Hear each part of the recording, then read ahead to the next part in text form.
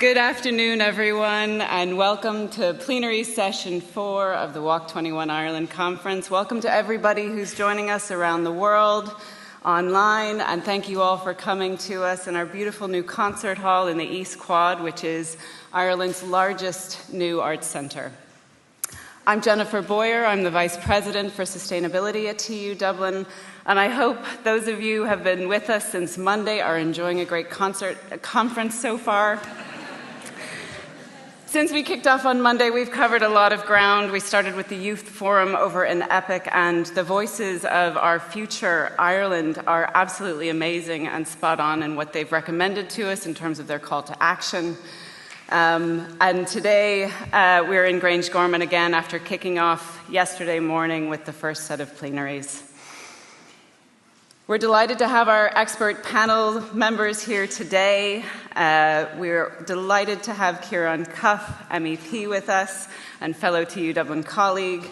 And thank you, Minister Éamon Ryan, for joining us as well. It's a special honour.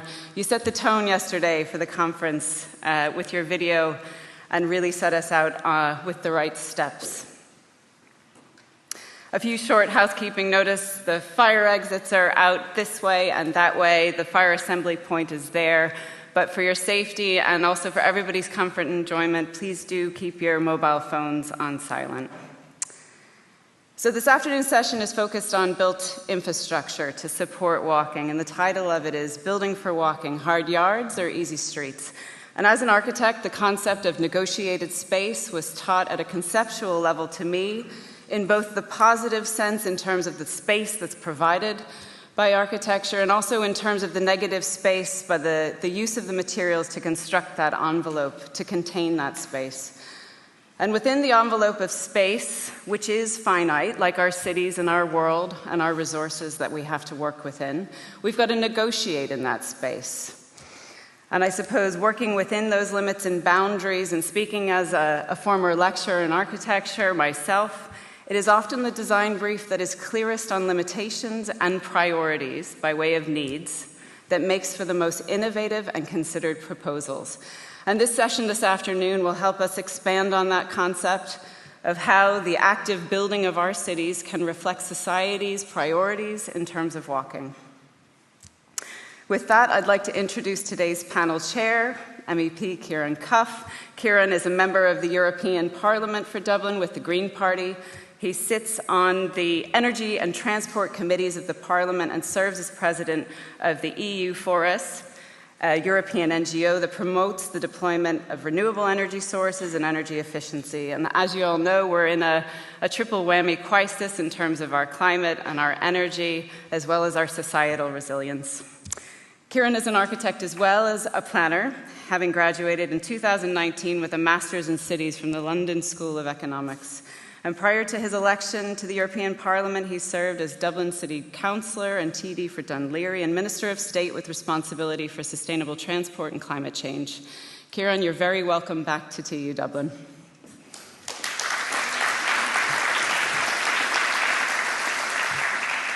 Thank you, Jennifer. It is amazing to be back, and the place has changed.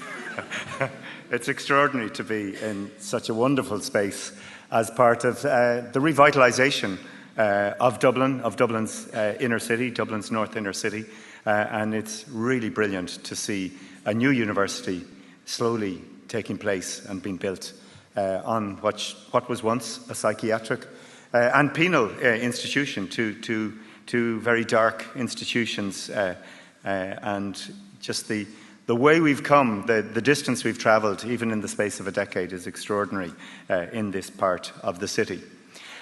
I'm conscious you've just had a bite to eat, and I hope I don't put you to sleep by talking for about 5 minutes about what's going on in Europe. So please bear with me for a few minutes.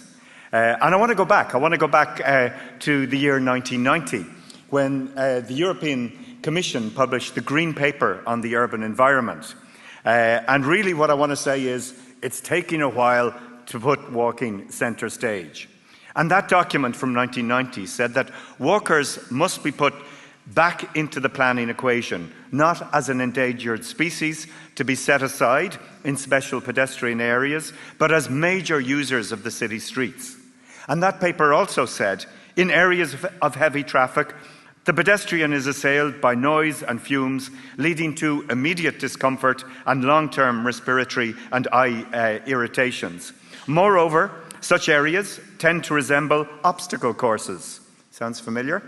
The pedestrian may have to navigate around parked cars, blocked crossings, and in some cases, pavements avoid metal poles with traffic signs, traffic lights, parking meters, rush across streets where the pedestrian walk signal may be as short as 4 seconds, watch for cars going through or running red lights. And too often, street planning focuses on the efficient circulation of motor vehicle traffic, leaving pedestrians to fend for themselves. We're still talking about exactly the same issues 32 years later. And I think many of us still live in areas that are designed around the needs of the car rather than people, for passing through rather than for living in. And 15 years ago, the Leipzig Charter on Sustainable European Cities said that active and low-carbon forms of mobility and logistics should be promoted, including a modal shift to public transport, walking and biking. That modal shift is very important to see that reflected in European policy. And the Pact of Amsterdam from 2016 agreed at an informal meeting of transport ministers from around the EU, said that in urban areas the focus will be on public transport, soft mobility, I like that phrase, walking, cycling, public space, and accessibility for the disabled, elderly, young children, and an efficient transport system with good internal, local and external regional connectivity. So the language is improving as the years go by, but the challenges often remain the same. And I think from my perspective of sitting as an MEP on the Transport Committee of the European Parliament, there are often quite conservative forces still at play. And I think walking doesn't receive the attention it deserves in EU policy. Why? Well, it's often seen as a local or member state competency. But also I think it's not taken as seriously as other modes.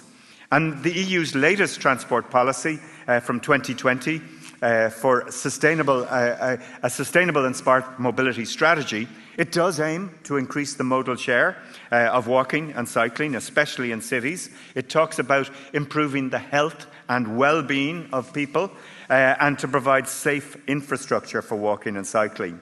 But it lacks detail, and that's where I think it comes back. It comes back to the member state and to local and regional authorities to deliver. I mean, recently we have seen some proposals relating to active travel, the guidelines on the trans-European transport networks, the TEN-T networks. It's legislative, and then the urban mobility framework, which is non-legislative. And under these TEN-T proposals, a bit of a mouthful, but the major cities that are connected to this transport network, known as urban nodes, they are required to develop a sustainable urban mobility plan.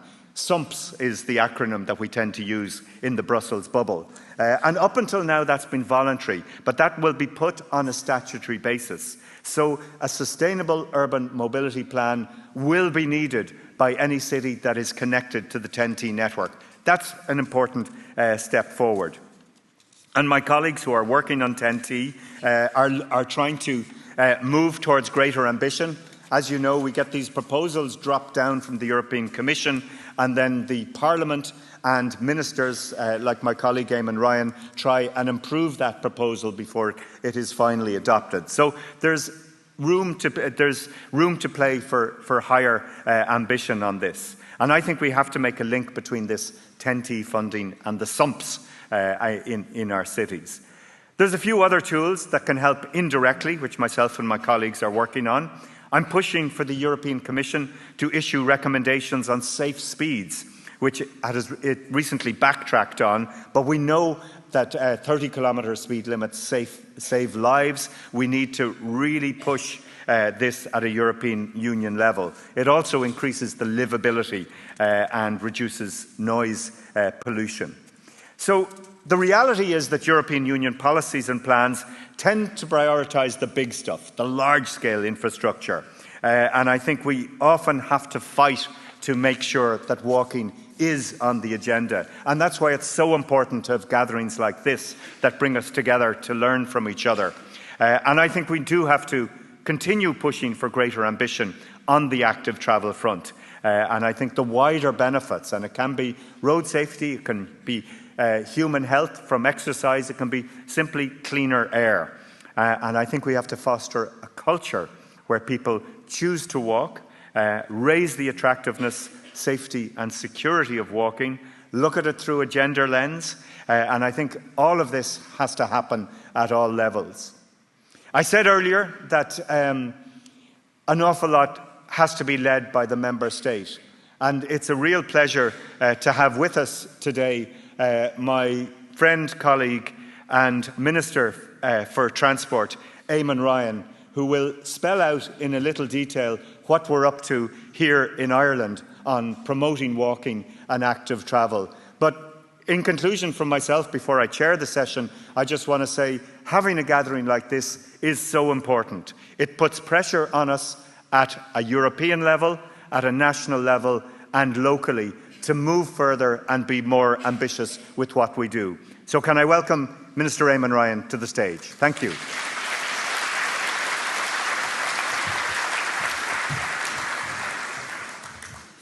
Thank you, Ciarán. Good afternoon, everyone. I went to the doctor and what did she tell me? Boy, you got to walk no matter what you do. Exercise, she said, is the way to give yourself a long life and a healthy one. It's one of the reasons why we need to learn from this conference here and apply it in this city and other cities around Europe and the world.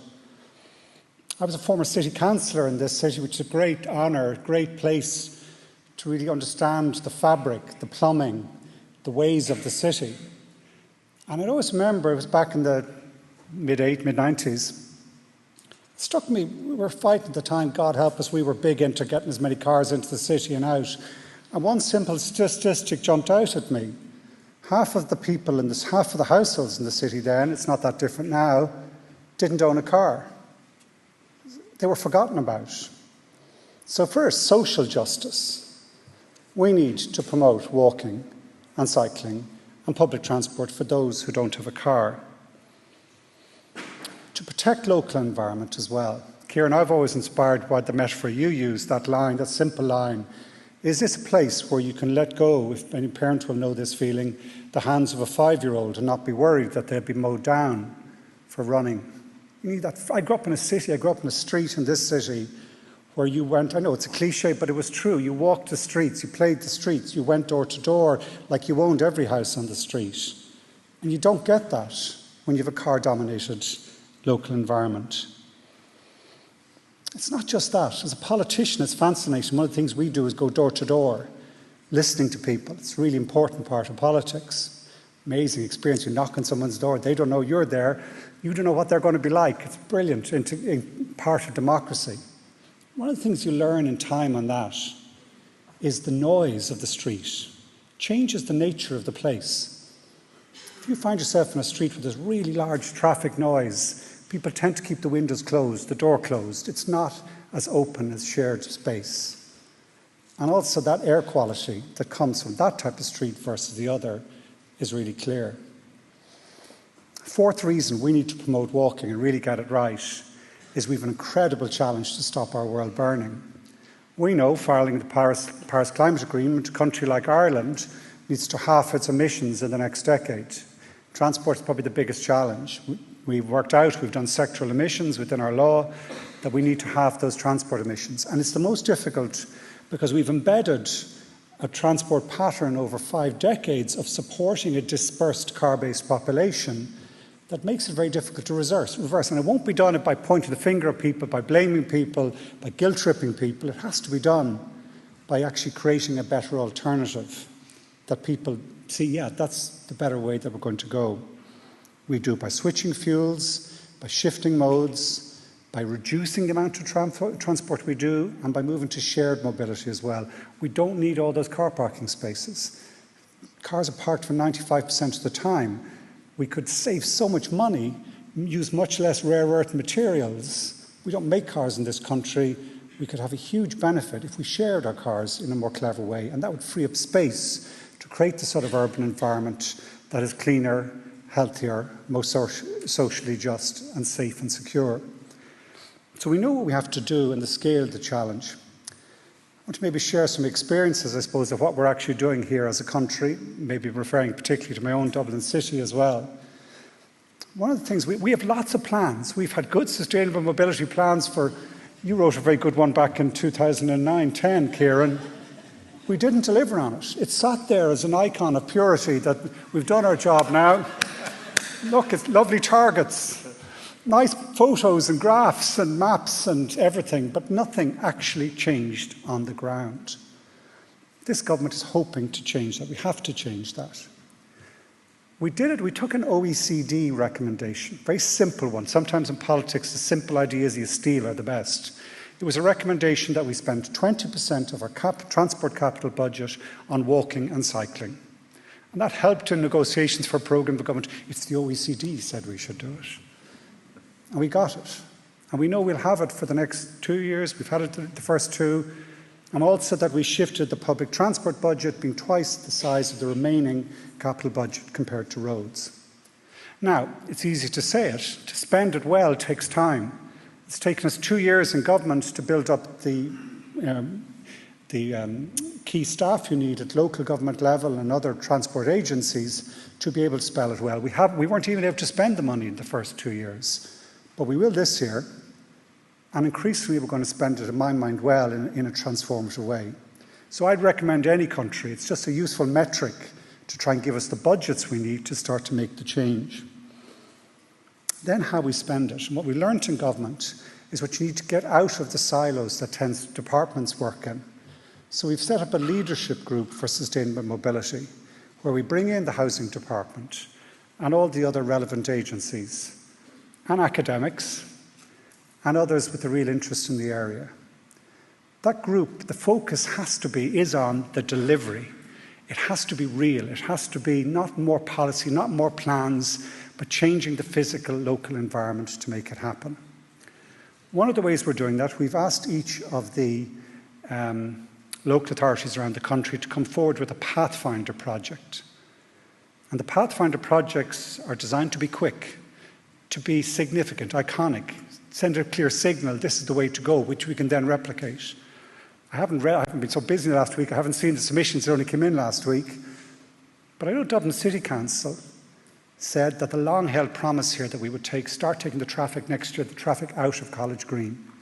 And we would do the same on the other side of the quays around Beresford Place, start breaking up this horrible gyratory system we have in our city, where the inner city was what I always describe as a Ben-Hur racetrack, to get traffic circulating around through and much. And that is a Pathfinder project that I think will build on what we're starting to do in Dublin. What we did on Capel Street is really iconic and important because it shows what can and will be done. In this, local government is key. You can't do it top down. When you're down to designing street level, that's the role of the councillors and the local engineers to work together to work out what's best. I'll be honest, that's a real challenge. I guess because for 4 or 5 decades, our whole engineering education system, the colleges should change too, has been designing about capacity and for cars. And that's how you measure metrics and success. It's hard to change. It's hard to change as well for local councillors because when you're changing a street, you're actually disturbing someone's existing use, which they understandably do not want to see happen. And in a political system the likes of ours, I'm sure the countries here, people have the same experience, it's not that different because you're listening to people all the time. You're responsive when someone comes out, be it a retailer, or local residents, or business people, or whoever.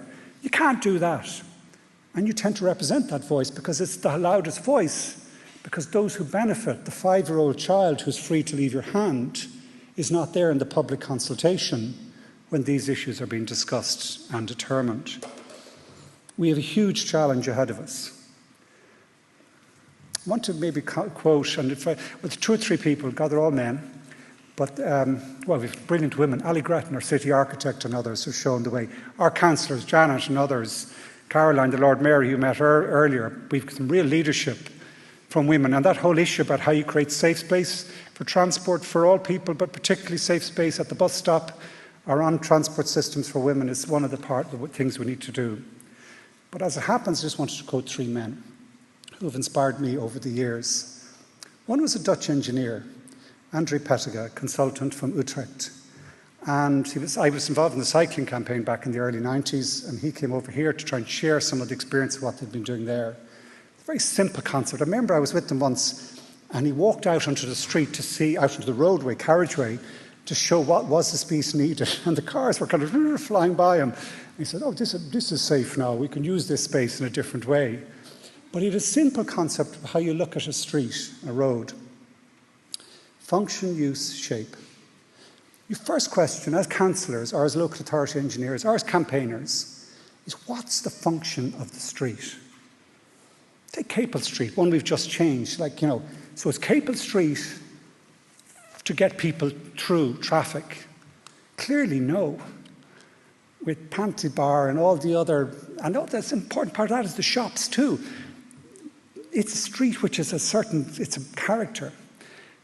And then you start looking about, so what's the use? What's actually, if you decide on the function first, well, what type of function do we want? Secondly, what's the actual use patterns? So what's the speed of traffic? What's the volume? What's the mix? What's the parking? What's the loading? What's all the characteristics? What's actually happening? And so only then you come to decide, okay, what's the shape? And what we need to do at scale, at speed, in towns and cities and villages right across this country and every country in the world is to reshape our transport system towards a low-carbon, healthy, safe, secure, more efficient way. 2 other people I mentioned in that. One was brilliant mayor. There was an equivalent, this is the Walking Conference, with a similar cycling one, Velo City. And way back in the 90s, we held it here in Dublin too. It really inspired a lot of thinking. There was a brilliant mayor of Bogota in Colombia, Enrique Peñalosa. I don't know if anyone has ever seen him give a presentation. It is this fantastic, chaotic characteristic, whereas PowerPoint goes awry and one slide runs into the other. But he spoke with a certain poetry about what we need to do, and he did it in reality in Bogota. He brought social justice to the transport system by really promoting walking. As he said, and the poetry was like listening to Mario Vargas Llosa in terms of Éamon. He said, the pavements, they are for kissing. And man and woman used to walk as a fish used to swim. And I think there's something in that. To make the scale of the leap we need to make, we shouldn't be afraid to start thinking big and bold and speaking to the heart.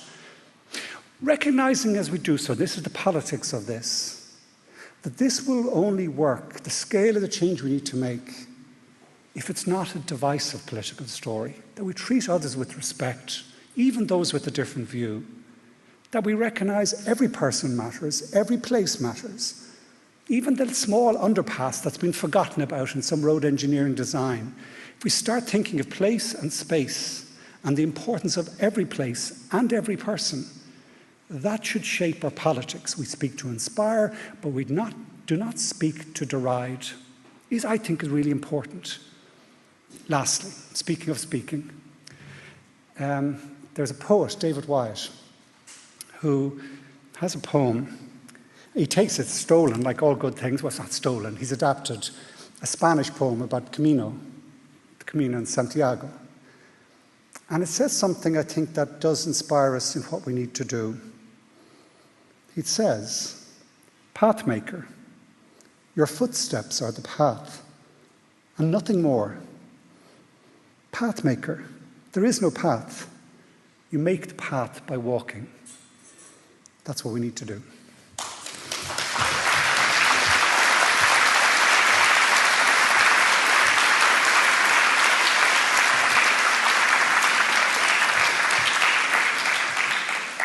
Thanks, Éamon, for truly inspiring words.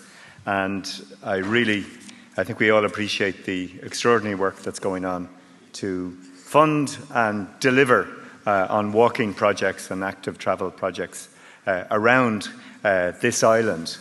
But I want to move away from Dublin because this is not a Dublin story, it's a European story.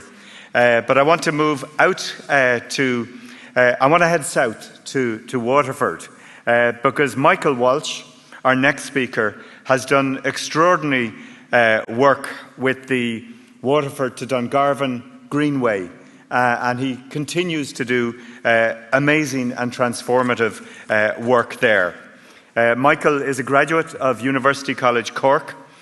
He was recently appointed Chief Executive of the newly amalgamated Waterford City and County Council, and he was Chair of the City and County Management Association in 2019 to 2020. So, Michael, if you're there, can I invite you to come up to the stage? How are you? Good to have you. Thank you. Good afternoon, everybody. I think the chair was giving me a little bit too much credit there, but so we'll take it when it's going. I'm one of those crusty old engineers that the Minister was referencing, and I'll emphasise old and crusty in that sentence. I suppose what I want to just tell is a little bit of a story. I think most Irish people will know of Waterford Greenway and will know of the success of it. Perhaps not so much the history per se, but equally there's a broader context there that I just wanted to touch on in the first instance. And in some respects this goes back about 20 years. Some of it, I don't know if we were telling the truth, there had been a bit of trauma in Waterford, to be honest, economically and otherwise. And at the time we would have had a look at the strategy generally, and be it development plan-wise or otherwise, and we started planning sustainability at a certain level. And we wouldn't claim to be best in the world or best in class or otherwise, but there were a few principles that we were trying to stick to. One of them was to build sustainable neighbourhoods. That was the buzzword in many respects in terms of planning of the time, and should remain so and still is. But we actually sought to give it effect, and we sought to give it effect by, in a sense, starting in the city centre, which is now, I would say, the foremost in terms of pedestrianisation in the country in many respects. We have 15 or 20 streets. We moved our parking to the periphery. We designed for the pedestrian. I think the Minister was referencing that.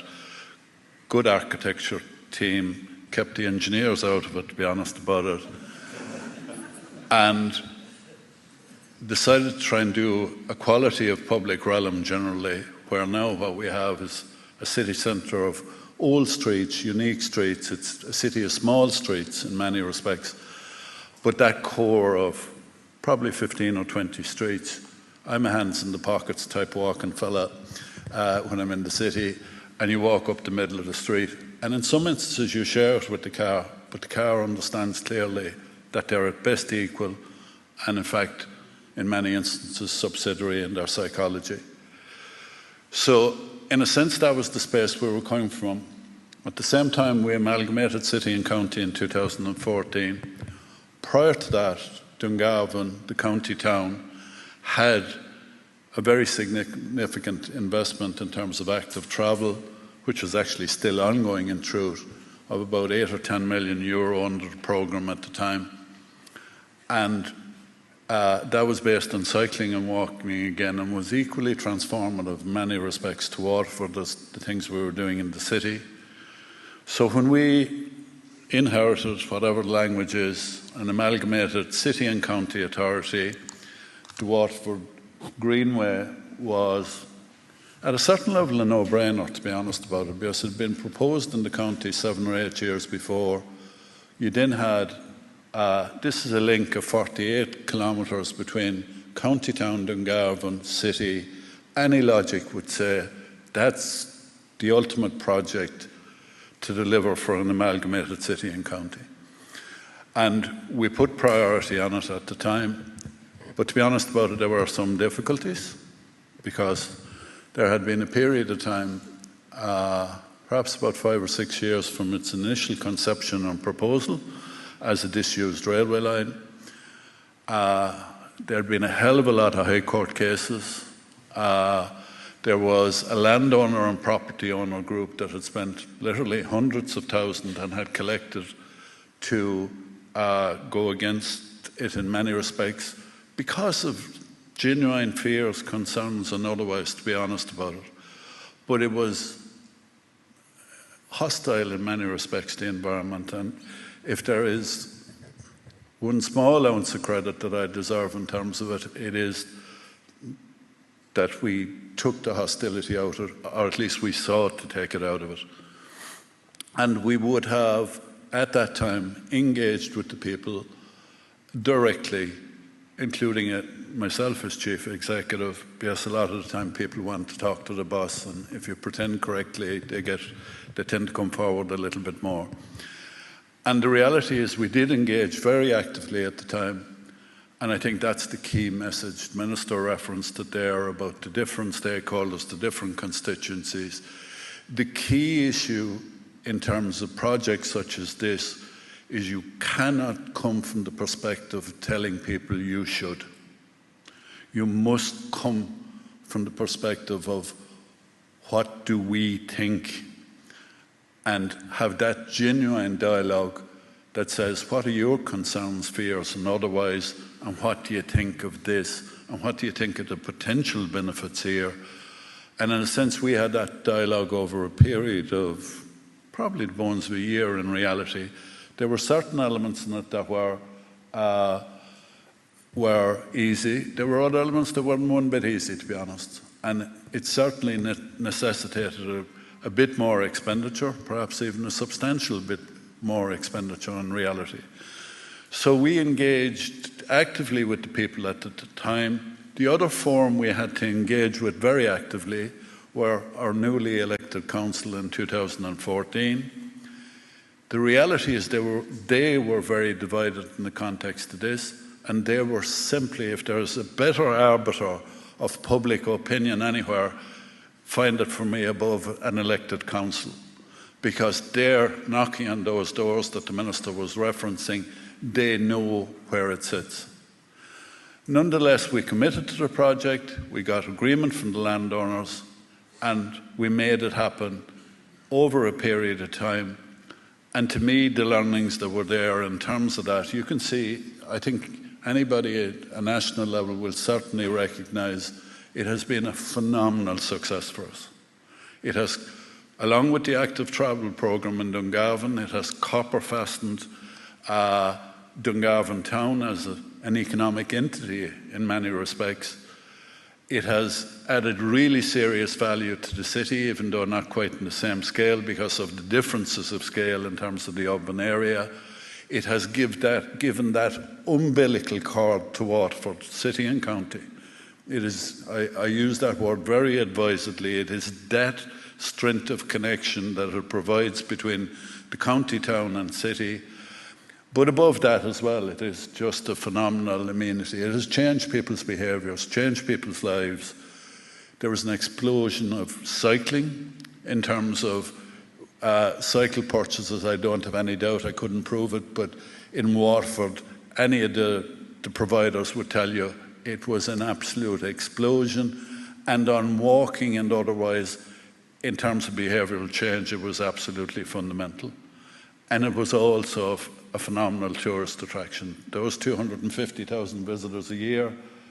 There's probably 30 or 40,000 of them are specific purpose tourists, if you know what I mean, that are staying overnight.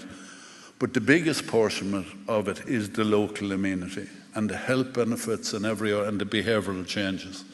And we would have done it to a quality that you can use it, going back to that issue of designing for pedestrianisation in many respects. Whether you're 4 or 94, if you're able, you can use Waterford Greenway, and you can use it to the extent that you can. And that's phenomenal, and it's free.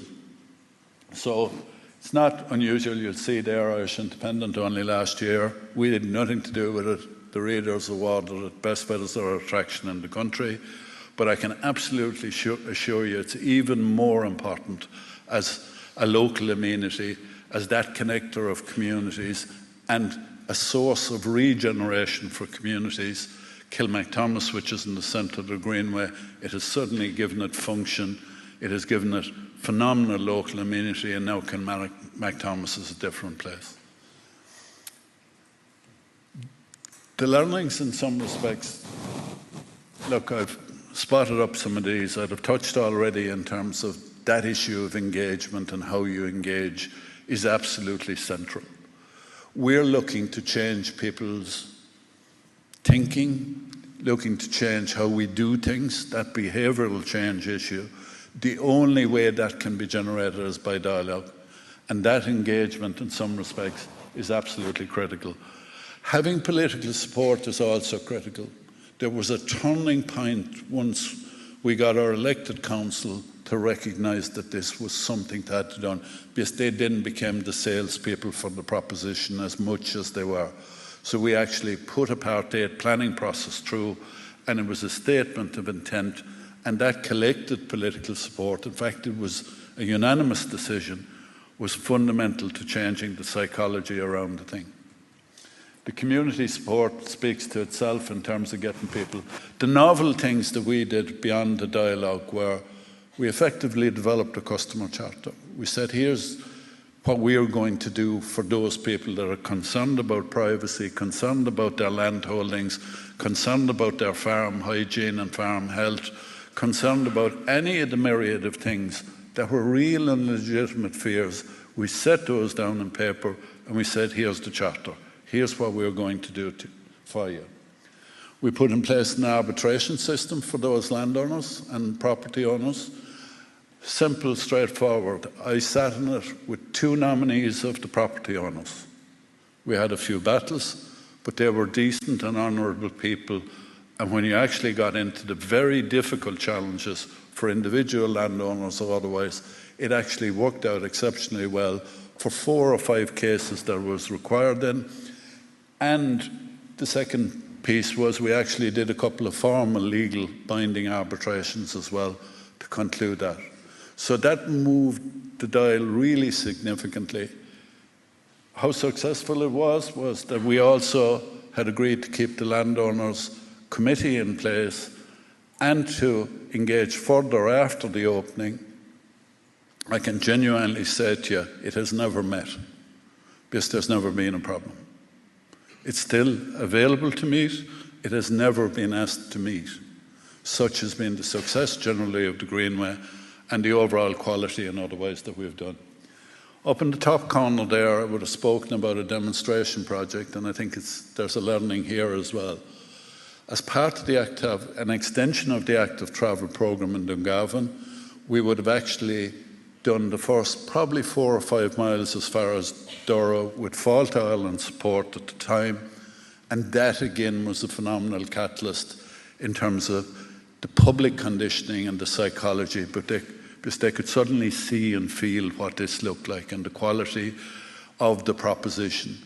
And in fact, that, along with some other public support, led to a Facebook group essentially who had about 3,000 members, would you believe, who were absolutely essential again in promoting the concept and delivering it. But that sort of demonstrator project, as I'm calling it, the start of the thing, was actually critical to catalyse the change in public opinion generally around it.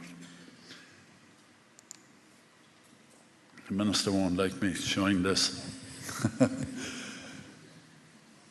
We are, like everybody else, engaged in the overall active travel proposition. And we have a very big proposition for the South Quays in Waterford, which I'm torturing the Minister over on a continual basis.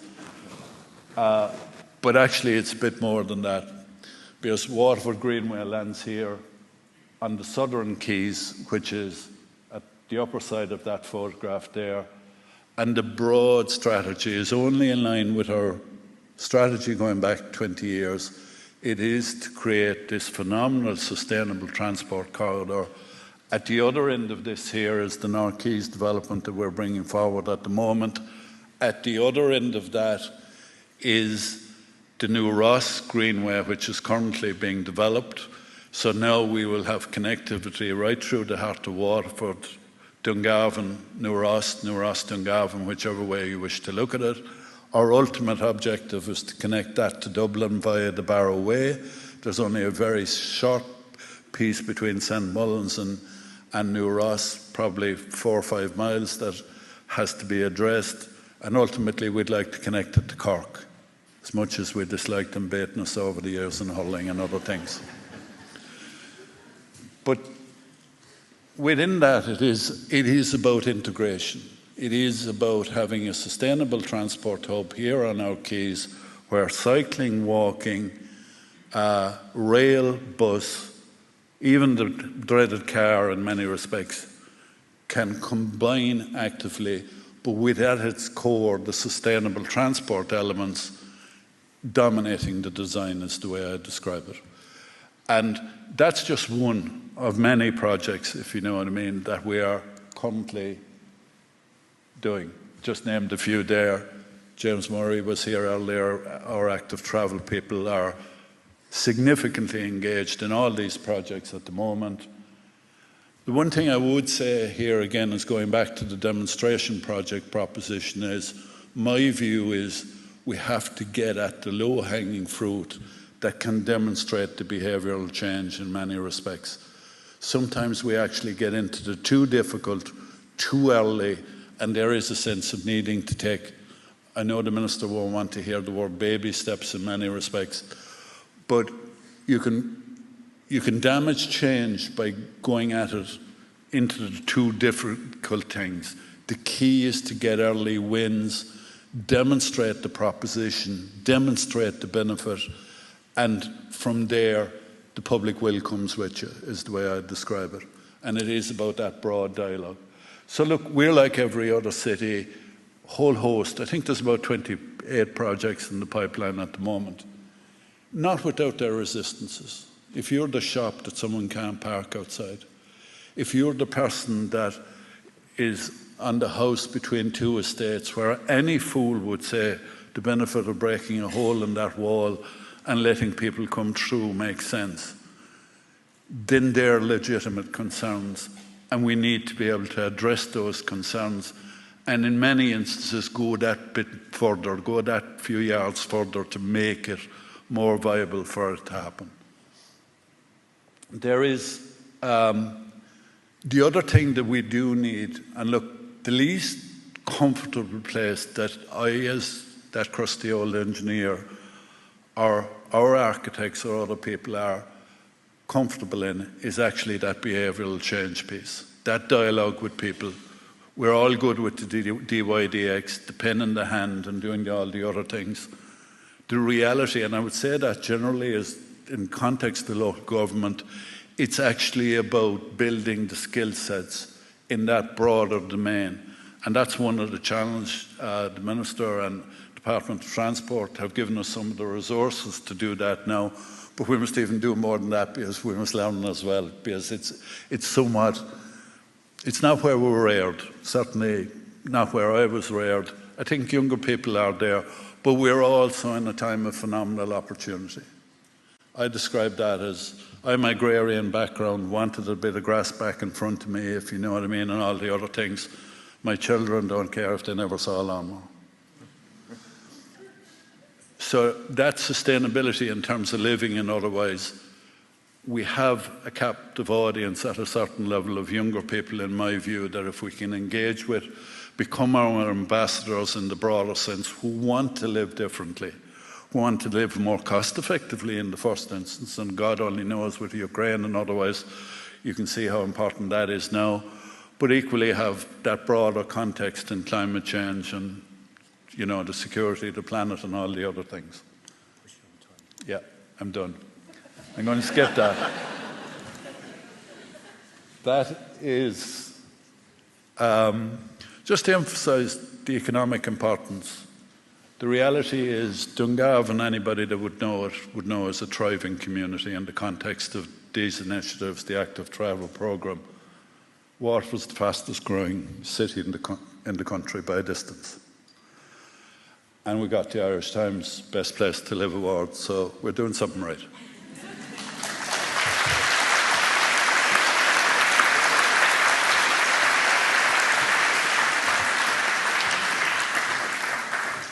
I think the main takeaway from all of that is we need a few more crusty old engineers in the room. Michael, that was a tour de force. Thank you. So moving on from crusty old engineers to somewhat younger PhD candidates, I'm heading north for our next speaker. So can I ask Oddrun Helen Hagen to come forward?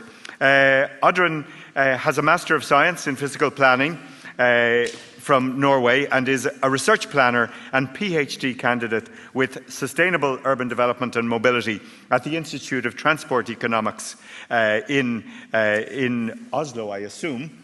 But you know a lot about the changes in Oslo moving towards a more car-free and walkable city centre. And I think we're looking forward to hear about your own research on people's use and perception of their cities. So I'm certainly looking forward to hearing some insights from your own work. So, Oddrun.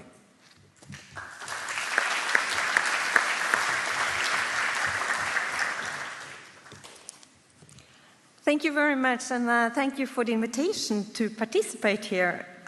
It's really exciting times, with cities worldwide launching quite radical and large-scale pedestrian schemes aiming at reducing car use and improving conditions for pedestrians.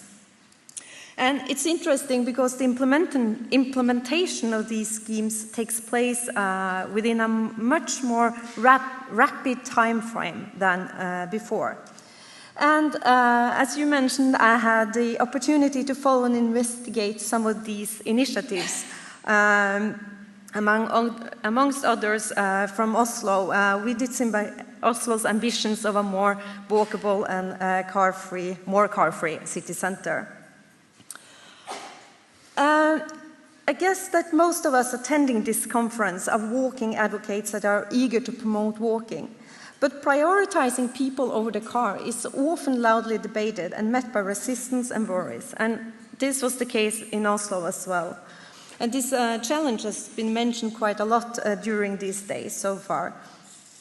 And I think these worries are among the challenges that we must overcome to deliver walking facilities, because these worries might actually hamper the implementation of good pedestrian schemes.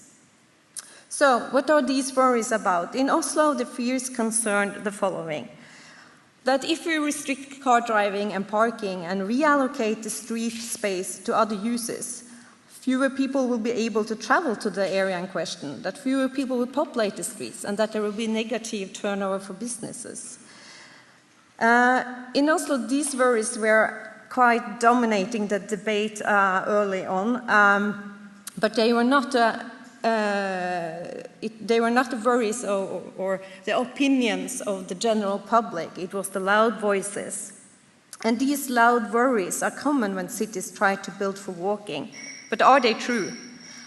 When we studied the rapid implementation of a more walkable and car-free city centre in Oslo, we found no indication that these worries came true. And our findings also align with previous research. We found that the changes in the city centre of Oslo caused a gradual but small improvement in travel experiences for those walking in the city centre. We found weak but positive trends of people reporting they enjoy being there, and we found that people use the city centre as often as before. And also that the interventions with reallocating street space from cars to people contributed positively to factors attracting people. And this was based on only 3 years of studies and 3 years of changes.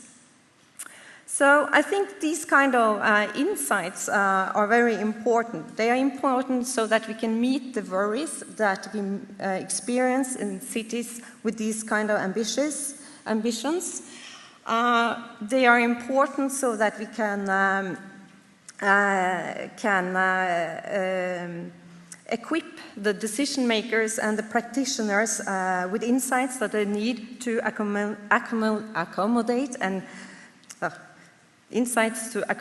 the walkable, sustainable and livable city.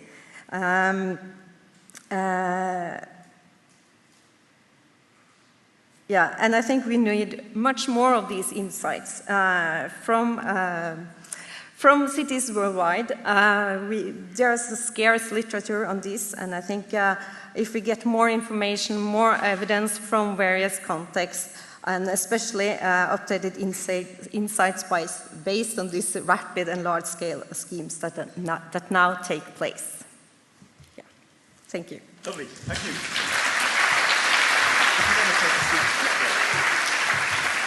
Great. So, as you know, we have 5 rapid-fire presentations now, so we will pick up pace a little bit. Our next speaker is Anuela Ristini.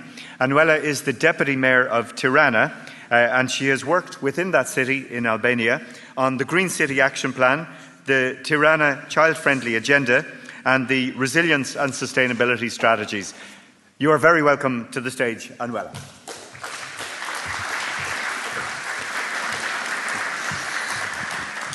Hi everyone, it's such a pleasure to be here in the city which I really enjoy walking. And one of the reasons that Tirana is here, we've probably never been. Can I just have a raise of hands who's ever been to Tirana? Okay, I expected 0 other than him. Is because we've basically gone from a place which 30 years ago had 0 cars to a place that grew 5 times more than the population. So from 200,000 citizens, we went to 1 million. And from 0 private vehicles, we went to now having 200,000 private vehicles that are basically what is the only thing that is wrong with the city. And what I'm here to share with you today is that in city government, for those of you who've ever participated, administrations go on as thinking that they'll change the world, and they end up being traffic controllers. So that's the trap where everybody that works in local government falls in. Because whenever you ask a mayor or an administration, a local administration, what's your biggest problem? They'll say traffic. And that's wrong wording here, because it's not traffic. The biggest challenge should be people. And what other means of transportation is really only about people. And the other reason why I'm here today is that it kind of makes me angry that we are actually discussing or mitigating the risks that are coming from really soulless things. You know, we are thinking as if cars had feelings when we're removing them from the street, and there's all this anger. We're thinking that they'll get a depression, you know, if they're not having the right view, or if they're put below the surface and, you know, out of the streets. We're thinking that they get hurt, you know, physically and morally whenever there is a little bump that they have to cross when they're going from side to side. But we're not thinking that about people. And so a couple of days ago, we just opened a new school into one of these really new neighborhoods that are missing infrastructure. And like I said, because we grew overnight, there was a lot of challenges there where people squatted and, you know, they built their own housing without the infrastructure. And so finally, they have a school for their kids, right? So this is a world-class type of school with awesome space and awesome facilities. And then we're going there and we're expecting people to be happy about the school. But the feedback you get is, how about the street? My car gets bumps all the time. And then you're thinking, what am I doing wrong in this city? What are we doing wrong? But I was so happy to hear the minister talk earlier, and he said that really, this is not about division, and this is not about our attention going into what divides us. This is about really keeping the focus and doing whatever is just and equal for everybody. So I'm really happy to share Tirana's story today with you, and really glad that we're doing this. Thank you, guys.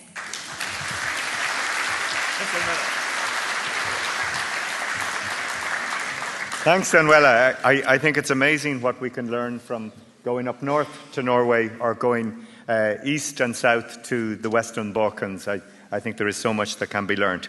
But staying closer to home, moving back to Dublin, can I welcome Robert Burns, who is the Director for Housing and Community Development with Fingal County Council, and he was previously Director for Infrastructure and Climate Change with Dunleary-Rathdown County Council. I think it was Rahm Emanuel who said you should never let a crisis go to waste. And I think throughout the pandemic, the work that Robert did with his colleagues in Dunleary in facilitating active travel was phenomenal, and I've no doubt he's bringing those skills to bear in his work in housing in Fingal. So Robert, you're very welcome to the stage.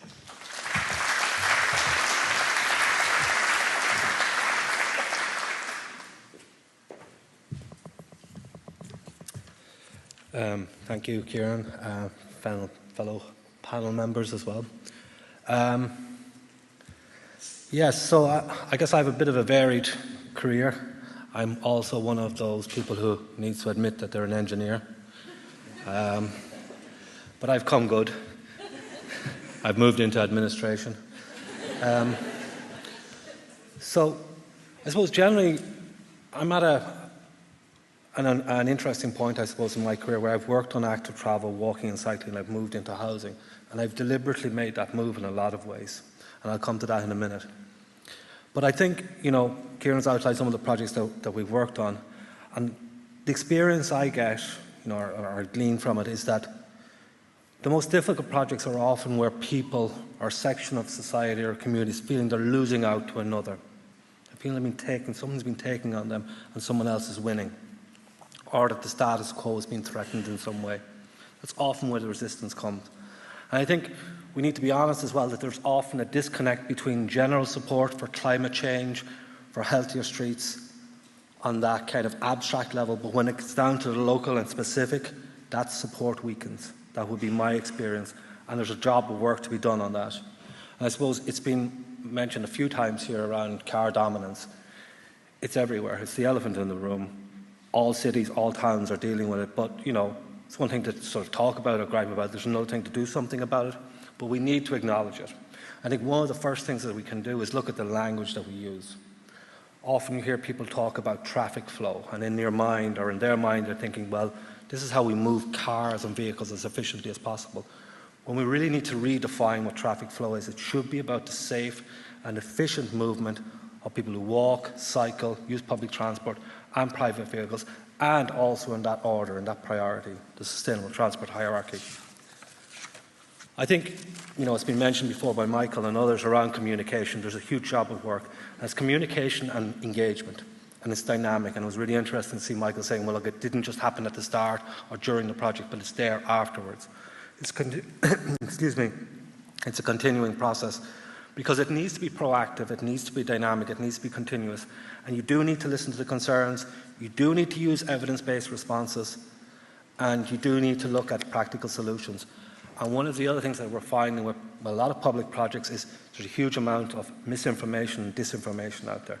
And it is really important that that is countered when it arises, and that we are there not only to talk about the projects, but also to protect, defend, and adapt to that changing narrative. I suppose, as someone who's worked on active travel, always had an interest in it, I can see now I'm looking more at, we talk about this avoid, shift, improve model. Well, I think we spend an awful lot of time looking at the shift and moving modes from one mode to another. We need to go back and look at the avoid. And I would sort of use the analogy that if you were trying to change the course of a river, you wouldn't do it down at the end when it's in full flow. You'd actually move back upstream and find the source and then try and alter it at that point. And I suppose as Director in Housing, what I'm looking at the moment is our large greenfield sites. They're usually bolted onto other areas where there was sprawl-type development. And now not only do we have to provide new sustainable housing, but we have to remedy some of the mistakes of the past, provide sustainable transport links, walking and cycling infrastructure, and things like public parks and green spaces to give that dividend to new communities and existing. And the other strand of it is actually the existing walking networks are already there in our town centres. Actually, we have a big job of work to bring people who are living outside on the edge of town in rural areas who want to live in the town centres back into there.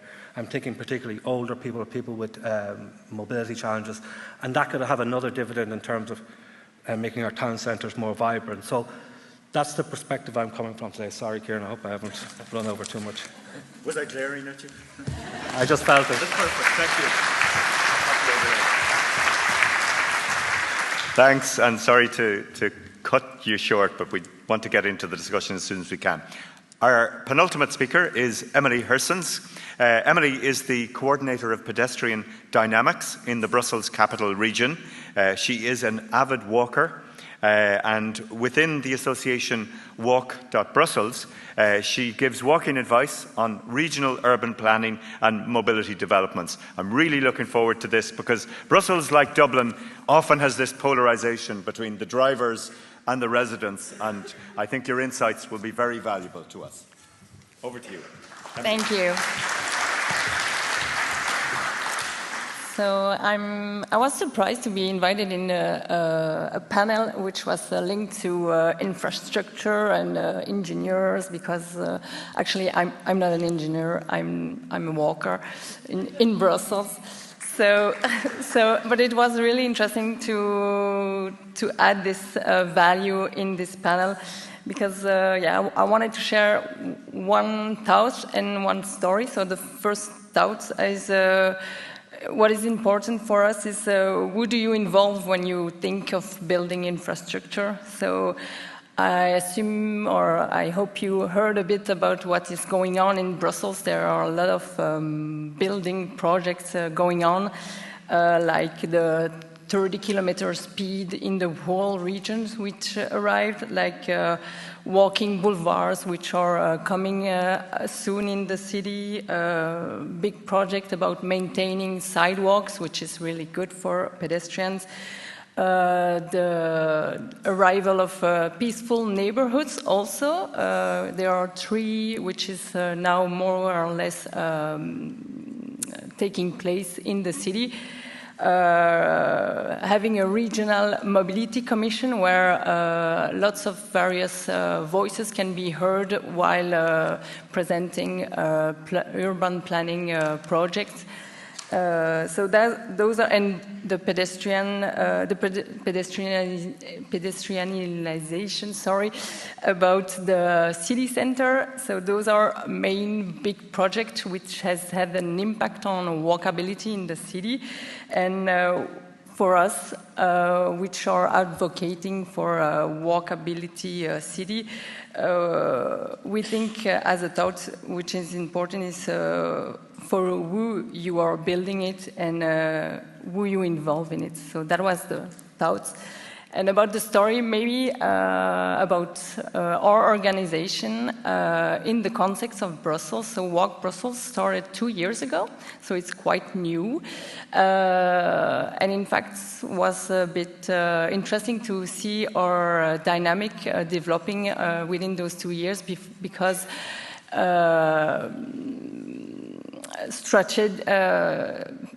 a vision and a strategic planning is already existing since a long time in Brussels. The first strategic plan was in 2012, so it's been 10 years. So, and with this project, we had the chance to make some good to see some good projects developed around that, so like a scan of sidewalks and their accessibility, the inventory of all the pedestrians, shortcuts and slow ways, which was really good, and a lot of production of various vademecums about how to build walkability space. So that was big steps already built and linked to infrastructure. But on the other side, however, within the civil society, there has been more and more voices who wanted to be gathered within a structure, and so we started to create Walk.Brussels, like a network of initiative, knowledge, and organizations to keep the voice and the interaction between who are thinking the city, who are making decisions, and also the people. And for us, it's really interesting to have those mix of things. So that's my first introduction about that. Thanks, Emilie.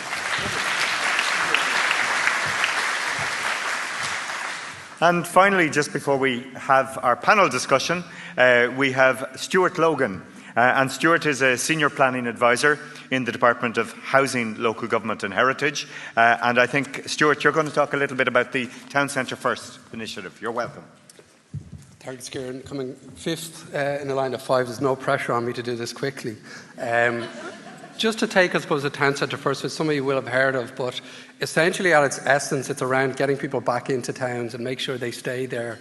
And the level of activity in the towns up, because that's where people can, interact. It's where they can work, they live, socialise, walk with their kids.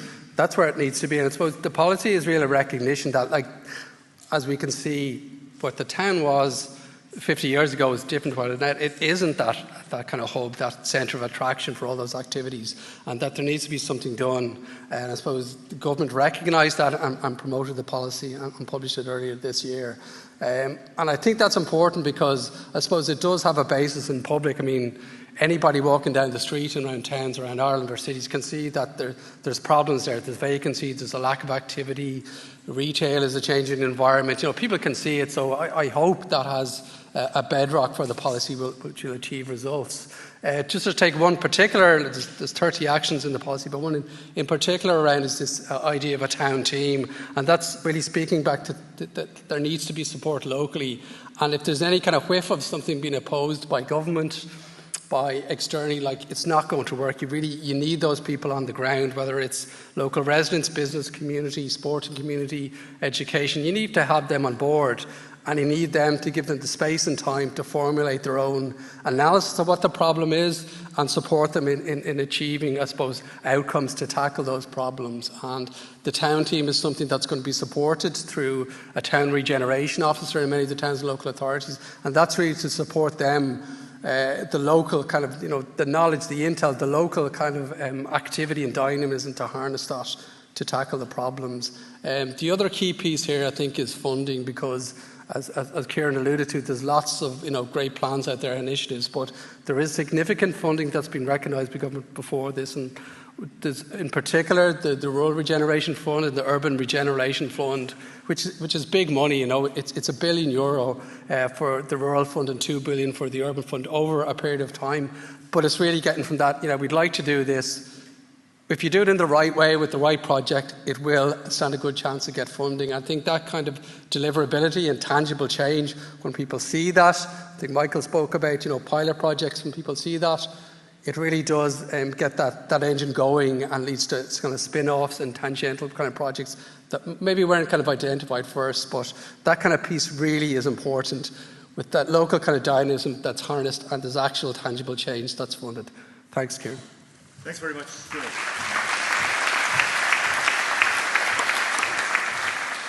So I think from the five speakers, we've got these amazing insights into what's happening both around Ireland but around Europe.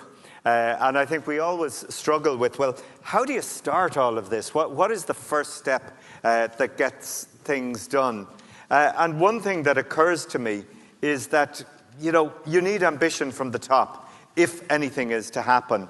And I might go to the politician on the panel, Anuela, and ask you, I think we all find that really nothing happens for walking in our local neighbourhoods unless there is political ambition. And I wonder, is that your experience, Anuela, from Tirana? Absolutely. We're used to politicians as being professional politicians, but there's not such thing as a professional politician. You're a politician if you have the courage to do things, right? If you want to be a politician for your whole life, or a mayor for your whole life, you can very easily do it by doing nothing. By not pissing anybody off, by just, cars park the same way, people walk the same way. We get equally angry with those who walk and, we cannot cross the street with our cars or speed limits and stuff like that. So that's the safest way to do it. Reason why people do like politicians, however, is completely the opposite of that. And you're right. If there is not a sense of doing things your way or the way you would want things to get done if you were to be in charge. That's basically all this is about. I mean, that's why we're in this business anyways. Why would people ask for more power and more possibility? Because they want to enforce an idea that they have and they're sure of that works and make that happen. Otherwise, it's for nothing. I mean, we just might as well keep our seats and be fine with that. So yes, our vision in Tirana was we cannot have a perfectly beautiful city with more than 300 days of sunshine, completely flat, and then be congested with these senseless things that are basically taking people 600 meters distances. So 80% of the distances that people were doing in the city were just to go and buy groceries next door, or just have a cup of coffee 2 meters away from their home, right? The logic of it is a little bit different than the rest of Europe, right? Because the car in Albania was a little bit of a symbol of freedom. Yeah. Was a little bit of a statement, I made it, from a North Korea of Europe where you owned nothing. Nothing was yours. Not your apartment, not your house, nothing was, entitled. You were not entitled to anything. Now you go into this world and you can actually own something. And what's the first thing you own? A car. And whether you really need it or not, that's a statement that you have it. So in order for that to change, takes a little bit more than just political will, takes a little bit more than just rules and regulations and traffic and infrastructure. It takes attitude change, right? Yeah. And so how do you change people's attitudes when they are already in their late 40s or 50s or 60s? They've been doing this for a long time. Well, you start by having kids have fun. And that's how we started doing this. So yes, the political will was there, but was very detached from what was really going on and from, all the main players and all those people, all our voters, basically. So what we tried to do initially was we're trying car-free days, and then we're closing the traffic, which was a little bit, I dare say, bold is a minor way of putting it. We got life threats for doing it because people were just used to, just going all around with their car. And then everything was shut down, horrible traffic all around the downtown area, but kids had fun. And that hadn't happened in a very, very long time since I was a kid, and that was a long time ago. And so when they went back, where they're talking to these angry parents who were like, guys, we're voting this guy out of the office, who's my boss, the mayor, and everybody, all these crazy people that he has along, because this cannot do. The traffic is horrible. And the kids are saying, well, but Mom, I had fun, because I was right in the center of the city, and I could use my bike, which you got for me a few years ago, but I never could use because it was never safe. And I could learn how to do the rollerblading thing, and I could play. And so one day, turned into every week, and then we shut down the whole thing, and now people don't even know how downtown was before, because that whole area is completely pedestrianized. People were starving for that freedom to go out and walk and not feel threatened and not have to negotiate their space with cars. Sorry, I took too much of your time. You're shaking your hand. No, I think it's really interesting. Thank you for that.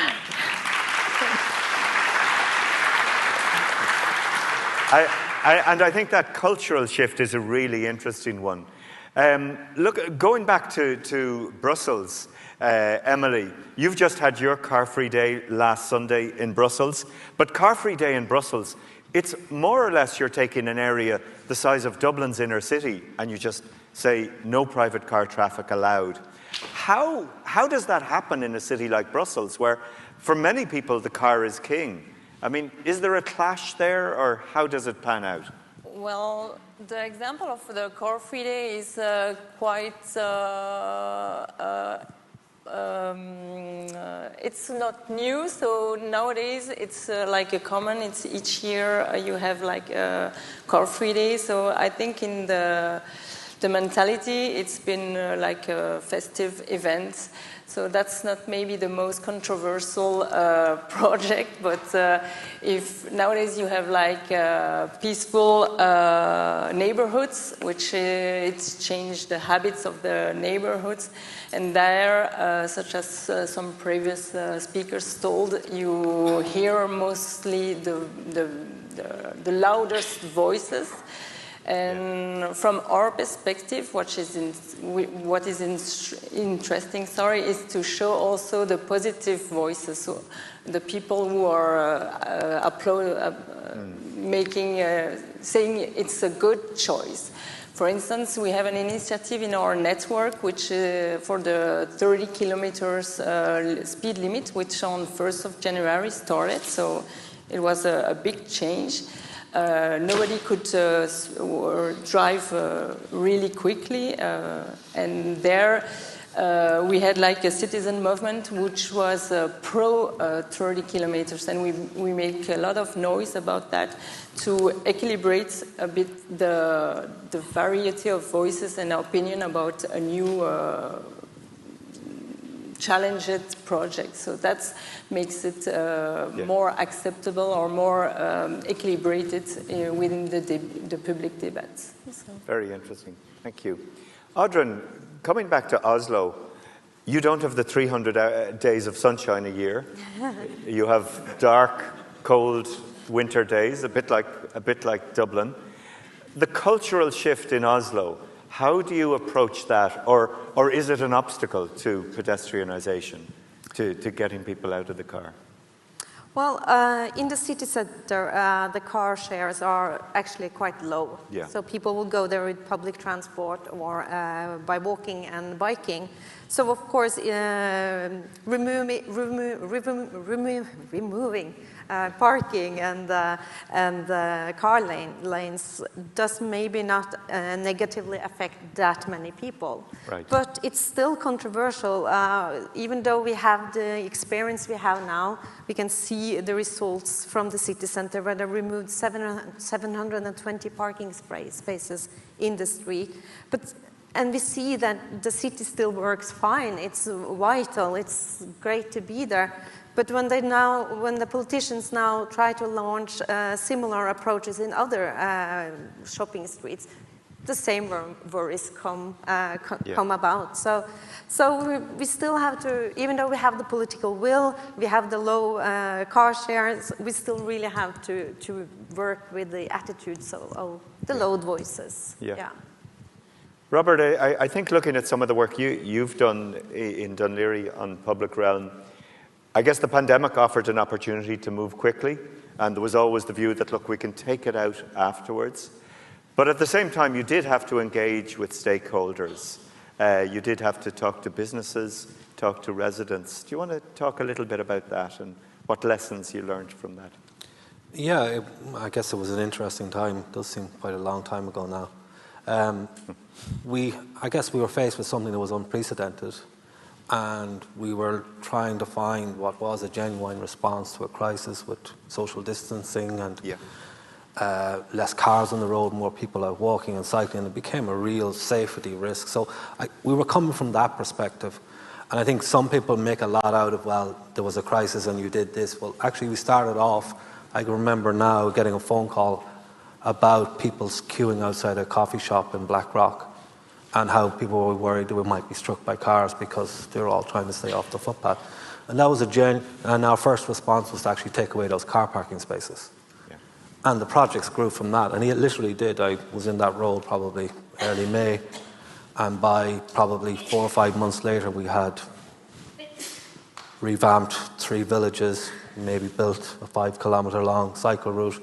I mean, it happened at such a pace, it was at breakneck speed. But even so, you know, when we were doing that, we were also looking, well, what is the overall vision or strategy for this area? So we tapped into that. So there was always a view, you know, we always wanted to make Blackrock one way, for example. That was always the plan. There was always a plan to have a coastal cycle route or mobility route, as we called it, along the coast. So we tapped into that, and that was very useful because that demonstrated to people that this is part of an overall plan. There is a vision that if you do this, it won't be wasted. You could still tap in. But we had to find new ways of engagement, and we came up with a model at the time. We called it dynamic engagement model. And I suppose it was kind of patented by ourselves in Tirana down at the time. And so we were of the view that regardless of how quick you need to do it, you should continuously engage. And I take it to, if there's a fire, you go towards it. You just go there. If there's a complaint, find out what's going on. Don't let that fester. Try and deal with people, because it was when it festered, it went up the line, it went to a councillor, went to my boss, and it's like, okay, we have to stop all of this. So I think that dynamic engagement came out, and we were genuine about it. We were sincere about wanting to find out what the issues were, because we wanted to solve them. And from a selfish point of view, we knew the project's success depended on dealing with those issues, and we didn't have the protection of statutory or legal frameworks on consultation, so we actually had to make people relatively happy. The really interesting thing is that actually the consultation sometimes took place while the route was going by their door. So it wasn't like we have a lot of time to think about, and the discussion was framed more about how can we solve this problem together rather than is this project going ahead, and it became a different conversation. So, and in fairness to the people in that area, they did go along with it at that time. Now, I don't know. Probably a little different. People see things differently. But it was an interesting time, and things were possible then that may not be possible now. Yeah, no, I think you're right, and I think there has been pushback certainly in Dublin City to some of these schemes. But Stuart, your work is more high level of reviving town centres, so you're probably not delving into the specificities of particular hotspots that may emerge. Do you think that there is a communications challenge in what you're doing, or do you think that there's overall a lot of positivity towards that? Will it create tensions? Yeah, I think I was trying to communicate there, Ciarán, like it is at a national level in terms of the funding, but it's also locally based, and it has to be locally based for the delivery piece, which is I think is what we're getting at here. I think it's certainly in this country, my own experience is that it's possibly those voices that are opposing something are definitely perhaps routes and channels that they can access quite easily. I think it's far more difficult to draw out the positivity there, the silent majority, to use that old phrase, that's there, that is actually in favour. And I suppose it's a challenge to try and find those methods and that engagement with them so that their voices are heard. And I suppose Town Centre First is trying to bring them in a forum so that you do hear about what the issues or the problems are, but you do hear about the solutions. And those solutions are coming up locally, as I say. So it's not, I suppose, the top imposing the solution, saying this is what you should be doing. It's that, how do you think the challenges of your town, and they're different in lots of towns. Some will have economically deprived or socially challenged, or maybe there's particular movement issues on transport, and they're going to impact on individuals on that street or that shop or whatever. So those people have to be involved, because as I say, and to reiterate, if you don't involve them, they will be involved at a later stage, and they won't be involved in a good way. They've been involved in an oppositional way. So you have to get them to take some ownership, but also to challenge them as well, so that there's a conversation around what's best for the town. And yes, individually that mightn't be the best option for you, but collectively for the town, we do need to upgrade the street and to put stuff in behind the streets, not just so we're getting from A to B with a new spanking cycleway or footpath, whatever it is. It's the buildings behind. So what's happening in those economically? Are there jobs for people? Are there homes for people? So that activity is there. It's taken away from that new piece of infrastructure. I'm not too happy about that. Which I think is key. Yeah, Robert. So it is a policy that we're looking at, the Town Centre's first policy in my local authority area.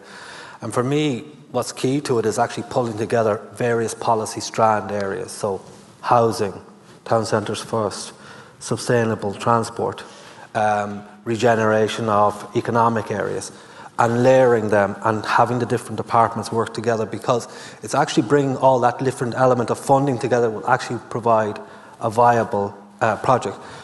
And we need to arrest that sprawl as well. We need to get back into the towns. We need to bring people in there, and we need to bring businesses back in.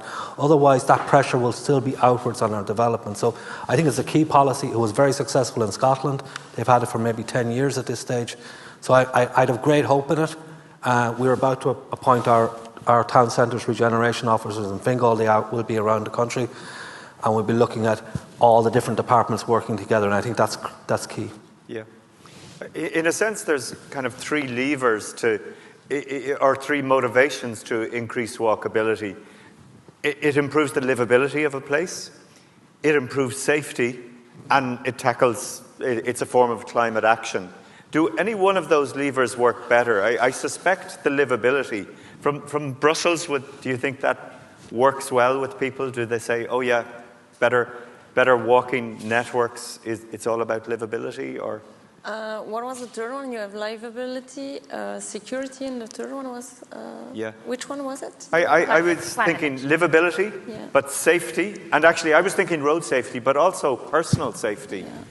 I guess is an important factor. Well, in public planning, both are raised up as a trigger. Yeah. Within the civil society, I would say that both also are gathering people, but in Brussels, you have like Heroes for Zero movement, and this is really a big movement in Brussels, and it's linked to security and road safety security, and they gather a lot of people around that issue, and but also livability and social access and sustainable is also a big issue. So all of and those. Gender specific public is also really within our community some important voices and way of choosing. We're coming up against the clock, but I might just run through you all to see if you've one quick thing that you think can really help us deliver the quick wins or the low-hanging fruit. Maybe starting at the end. Anything in particular that you think? So we're going from last to first now, Ciarán. Yeah, thanks. I think just keeping you on your toes. No, I sound like a broken record here, but I think it's that kind of local involvement and taking ownership. And I think anything we could do from an administrative point of view in local government is to get people to take ownership, so that the solution isn't up there; it's here, it's across, it's lateral. That would be it. From the bottom up. Exactly. Taking ownership. Emilie. I would add something totally different, but it's planning and be consistent in the plan that are presented in an infrastructure. If you say that you will do something and go deeply in it, and also, I'm not sure I use the right word, but people who are doing an infrastructure, they think a lot of previously and during the period that they are building it, but afterwards you need to check if it's the right choice. Yeah. And so it's more consistent and follow it and see if it's matching or not with the Absolutely. To come back and see whether it has worked and learn from that. Robert. Yeah, I would think that oftentimes, perfection is the enemy of the good. We try to get the perfect scheme and we work tirelessly and get it through planning and then find out that it's actually lapsed or circumstances have changed. I think the important thing is to find that balance between getting a very good, strong scheme and getting something on the ground, getting it started, getting it built. And there's nothing wrong with being 80% right and then working on the 20% when you're on site to make it better. And that's where that dynamic engagement comes in, where you try to bring people in and the user. And I suppose I would see it more from moving from, talking about it and the planning and some more about the doing, getting it done, because that's how we're going to be measured in the end. Thank you. Anuela. I think that we talk about walking as an option, as a possibility, as this, more elitist point of view.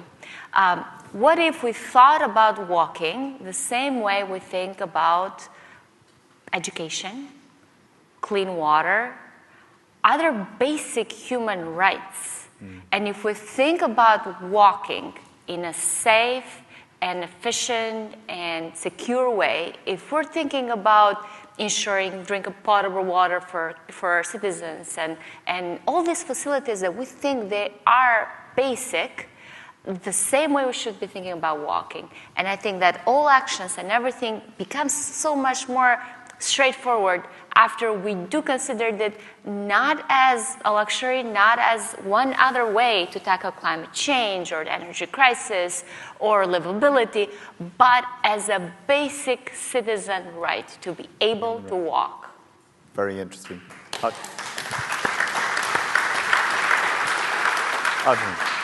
Yeah, quick wins. I think it's really important that when cities start implementing their actions and plans, that they do a great combination of short-term temporal interventions and the more long-term actions. Because if you do something quickly, people can actually see that something is happening. If we have to wait 4 years, 5 years, 10 years for something to happen, you really lose the momentum. So a good combination, I think. Well, thank you. And thanks to all of you for your insights, which I think are very valuable. And also, I think Minister Ryan had to leave us. Michael, thank you for your presentation as well. We have some housekeeping issues, but before that, can I just thank the panel for their contribution.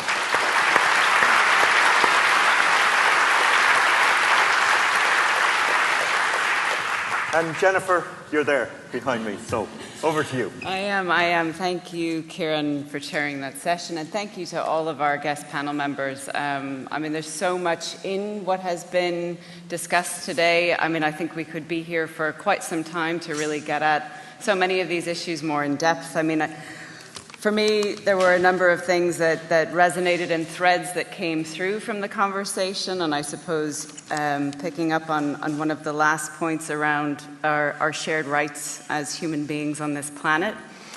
They are fundamentally the things that bind us together. They trigger us into action to collaborate in ways that sometimes we've forgotten how to do. And I think at the core of it is people. And it's about our mindsets. It's about our openness to new education, knowledge, and skills. And it's about, I suppose, listening and having empathy for those that maybe not on that kind of innovation and change curve that many of us in the room are on, and recognizing those that aren't on that curve. It will take more effort and time, and as Michael said, it's about listening and actually reaching out and going that extra step. So I think there's an awful lot in there. I mean, going back to the overall conference themes in terms of the research community and the practice community that's here, things like intervention-based research, which actually changes our reality as a way of addressing these shared needs in the world. It was spoken about earlier in terms of dynamic engagement models. I mean, they're all the same thing, I think. And I think that's what makes this conference quite unique in many ways, is that it's actually about bringing those conversations together across a huge spectrum of individuals and voices to be able to act together more quickly, because we are up against the clock here in a number of ways. Lastly, I would just go back to, I think the funding also focuses the mind.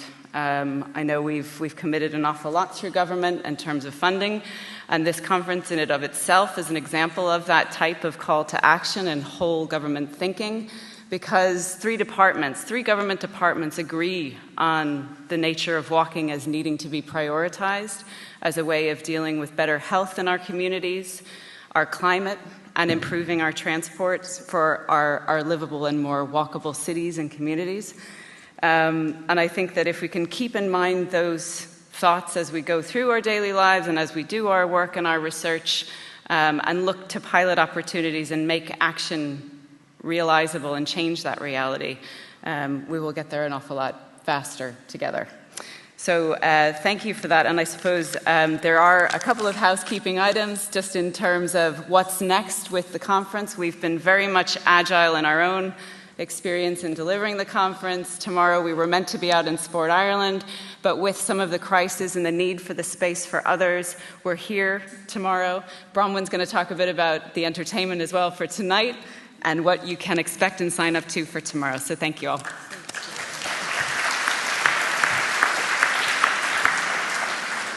I'm going to be super quick because it's all about urgency and time. And we've got a little bit of a crazy experiment tomorrow. Some of you, most of you, hopefully will know about a World Cafe. Well, we're going to go crazy. We're going to go, as Holger, who's going to facilitate for us, is calling it the biggest World Cafe, but it's going to also be the fastest World Cafe. We've scanned the global documentation around all the different agendas of health and physical activity and safety and gender. There's 179 actions out there that walking can address and can contribute to. We've heard over the last couple of days all this inspiration and all of these ideas. So tomorrow, in our plenary session, you'll have seen it on the board, but I just wanted you to understand, I've recruited some fantastic table facilitators and panelists. We're going to talk about how do we make the connections and synergies between different agendas, between the safety, the security, and the sustainability agendas, to get clarity, priority, and urgency, and to take all that we've learned in this conference into a voice out to the global community, to our national governments, and to support our advocates in the work that we do every single day. So join us tomorrow for the World Cafe. We want all of your ideas. We're going to put them on paper and take them from the conference out from here. In preparation for that, tonight we are at, is it O'Gorman's? McGowan's pub. We are joining an Irish pub. Now, if anyone's never been to an Irish pub, it's an experience not to be missed. There'll be music, there'll be drinking, there'll be food, there'll be all of your lovely colleagues from the room. It's only over the road, and we invite you to join us to continue the conversations there after your parallels this evening. So thanks very much, everybody, for today. Thank you. Thank you.